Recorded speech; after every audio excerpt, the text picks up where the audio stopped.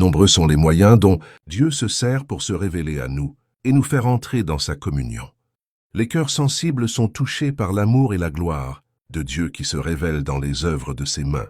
L'oreille attentive entend et comprend la voix de Dieu dans la nature, les prairies verdoyantes, les arbres majestueux, les boutons et les fleurs, le nuage fugitif, la pluie, le murmure du ruisseau, la splendeur du ciel, tout parle à nos cœurs et nous invite à faire connaissance avec celui qui a créé toutes choses.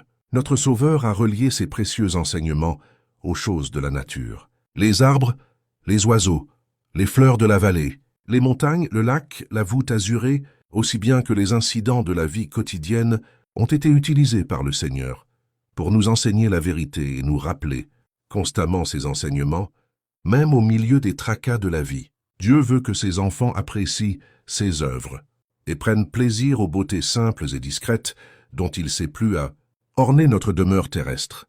Il aime ce qui est beau, mais il affectionne par-dessus toute la beauté du caractère, et il désire que nous cultivions la pureté et la simplicité, les vertus modestes reflétées par les fleurs. Pour peu que nous ouvrions les yeux, les œuvres de Dieu nous donneront des leçons précieuses d'obéissance et de confiance, depuis les étoiles qui suivent de siècle en siècle dans l'espace infini leur sentir invisible, jusqu'à l'atome imperceptible, la nature obéit à la volonté du Créateur, et Dieu prend soin de tout ce qu'il a créé. Celui qui soutient les mondes innombrables, dont il lui a plu de parsemer l'immensité, s'occupe en même temps du petit passereau qui fait entendre son humble chant.